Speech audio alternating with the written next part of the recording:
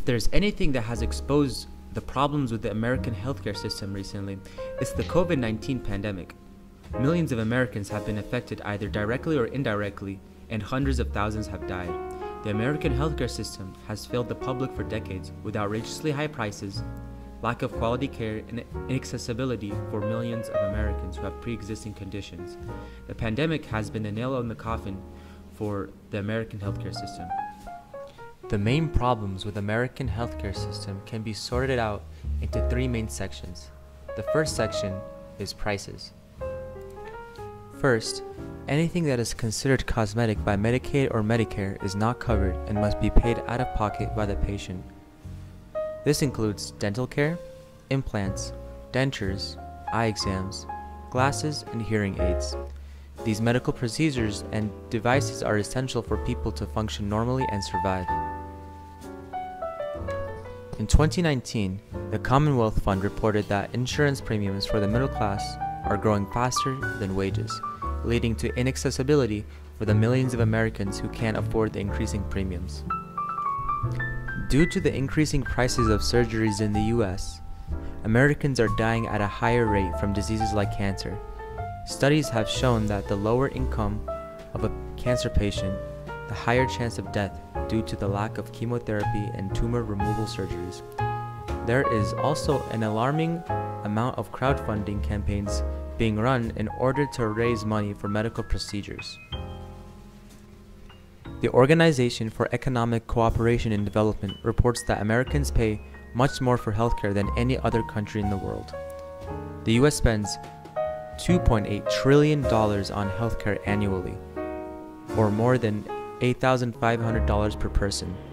Even though Americans pay much more for healthcare, they see a doctor much less than other countries on average. Drug prices are undeniably more inflated in the US than any other developed country. The average spending on prescription medication per person per year is $1,200. From 2002 to 2013, the cost of insulin has tripled, with more than 30 million Americans that have diabetes. The second section of this video is about the lack of quality care.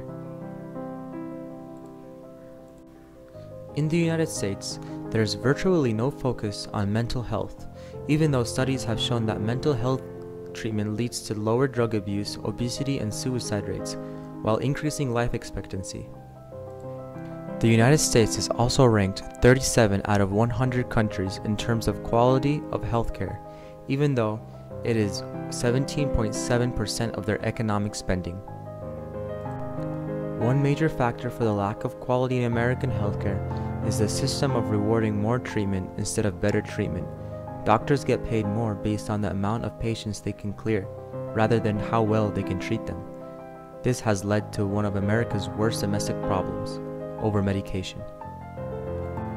Americans are taking more pills than ever, with the average American taking 12 different types of medication a year.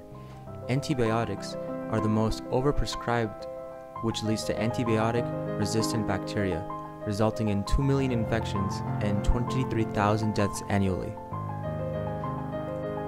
Doctors also admit to prescribing 60% of all patients with sore throats with antibiotics.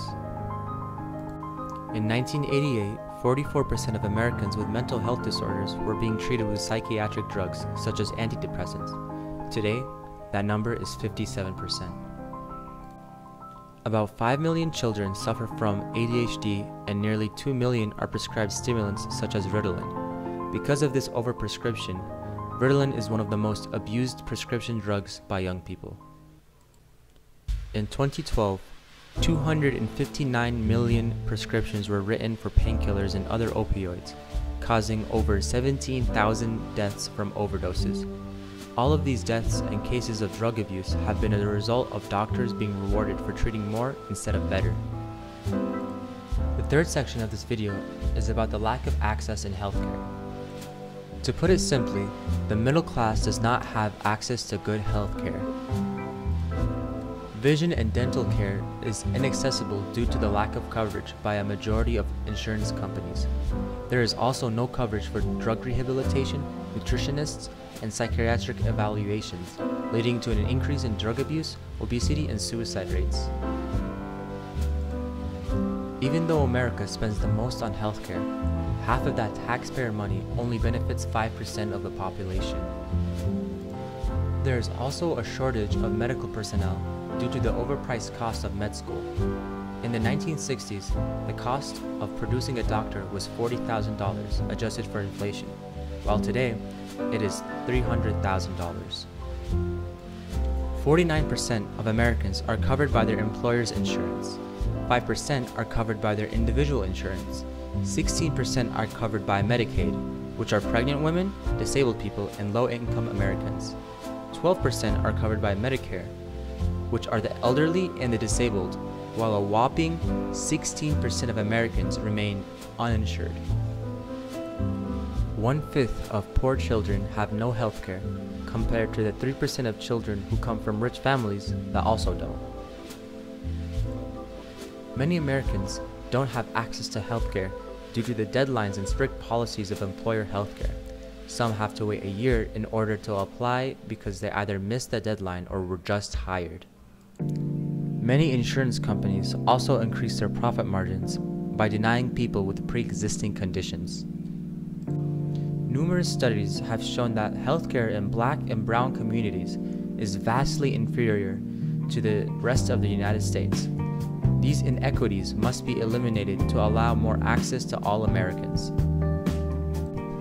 Some Americans may be opposed to universal healthcare due to insurance companies advertising against it. Universal healthcare has been labeled as a socialist idea and too expensive.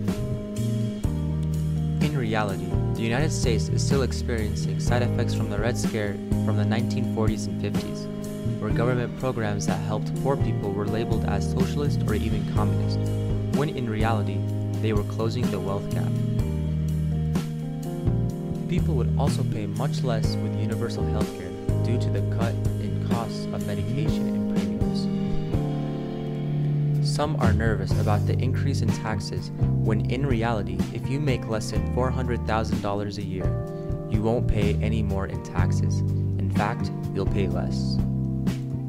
Doctors will also experience an increase in salary if universal healthcare is adopted due to the middleman being cut out. One more reason Americans are opposed to universal healthcare is the fear of long queues. In reality, the majority of countries with universal healthcare have much shorter queues than the current American system. Queue times also decrease due to the skipping of finding a doctor who is covered by your plan.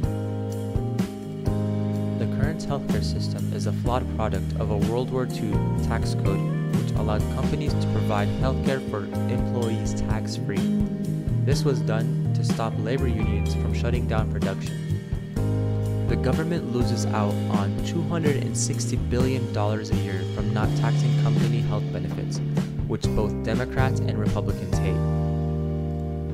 The unfortunate truth is that Americans are majorly misinformed about the universal healthcare plans. A poll by the Kaiser Family Foundation has shown that the majority of Americans are in favor of some sort of universal healthcare, but the ones who were not changed their minds when different terminology was used. Many also reacted negatively to the term socialized medicine, but positively to the term universal healthcare, even though they mean the same thing. In October of 2020, many politicians, including the President of the United States, contracted COVID-19 and received some of the best healthcare in the world, which was publicly funded. They were discharged within days. In the past 10 months, 200,000 Americans have died from the exact same disease. There are three main types of universal healthcare. Single-payer healthcare, which has no private options, just one healthcare system everyone uses and pays for with taxes. Government-sponsored options, which provides a taxpayer-funded insurance option to compete with private insurance in order to lower the premiums and increase quality. Private insurance with government supervision, where denying pre-existing conditions, overpricing medicine, and inflating premiums is not allowed. In order to achieve what millions of Americans want, We need to call representatives, congressmen and women, and senators and demand that they do what is in the public's best interest. We have to sign petitions and get local governments to endorse universal health care. We need to educate ourselves and others about the benefits of universal health care and the propaganda that has been spread by the private insurance industry in order to keep a monopoly. With the 2020 election coming up, please look at which candidate is advocating for healthcare that will not only cost you much less, but provide you with the best care possible.